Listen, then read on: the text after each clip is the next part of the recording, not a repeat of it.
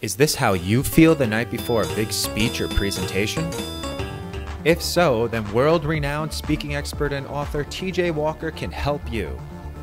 Go to tjwalker.com and sign up for your free speech training course. Coming in 2009, the new book, TJ Walker's Secret to Foolproof Presentations. I'm Mike Bako for the Speaking Channel, and we are in our Times Square studios with speaking expert TJ Walker. TJ, the debate is over. What are your initial impressions? Well, they both actually performed quite well. If I had to give it on points, I'd give a slight advantage to Biden. I'd say it was a B+ performance versus an A- performance. But they both accomplished a number of things here. Biden wanted to get through a debate without having any major gaps. I think he did that, although he may have messed up a number here or there. Nothing major. Palin accomplished her big goal, which is can she get through a whole debate without being fodder for another Saturday Night Live skit. Now, expectations were extremely low for her after the last week of interviews, where she basically made a fool out of herself with Katie Couric interviews and other interviews. And she really sounded quite convincing, authoritative. She was fluent on foreign policy. She mentioned foreign leaders' names.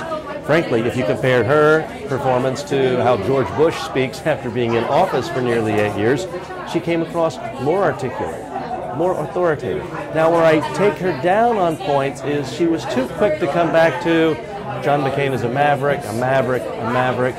She occasionally didn't answer questions quite as directly as Biden, but overall, a very solid performance. So this past week was a tough one for Governor Palin. She had been lampooned on Saturday Night Live. She did not have a good performance with Katie Couric. How do you think she performed? Well, she did have some nice retorts. She said it was a lame joke when she said she didn't know what the vice president does. And I think she came across as convincing. Now, that may have been a joke manufactured to deflect criticism for her. But overall, I think she came across as likable, charming, nice, friendly. And the people who said, wow, there's no way she's even a tiny bit credible for the office, I think they had to scratch their head and think, maybe we give her another chance. That doesn't mean she bested Biden tonight. I think he was more forceful in defending his primary candidate, Obama. He was much more forceful in attacking McCain on the war, attacking McCain on his economic policies. Here's where Biden was weak, however. He was too complicated in his defense on taxes.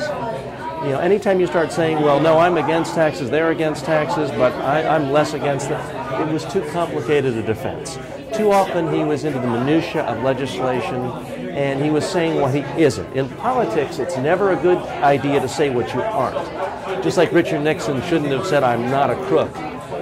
Biden should not have spent time saying, well, I'm not a tax rate.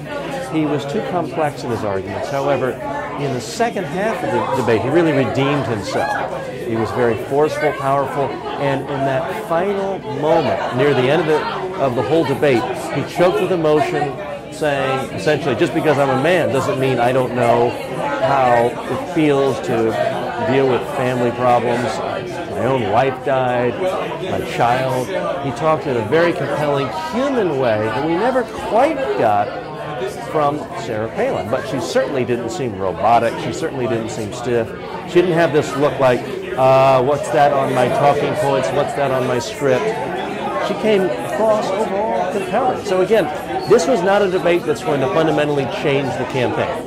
The people who love Biden or love Palin are not going to change their minds. It's not going to change the debate. And for Palin, it gets her back in. It diffuses this whole push of some to get her taken off the ticket. So the debate is over. Who came out the best?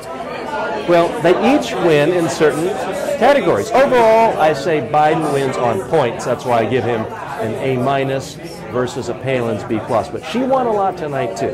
She now is back in the game on the national stage. She's no longer a laughingstock. Is this how you feel the night before a big speech or presentation? If so, then world-renowned speaking expert and author TJ Walker can help you. Go to tjwalker.com and sign up for your free speech training course. Coming in 2009, the new book, TJ Walker's Secret to Foolproof Presentations. last weekend,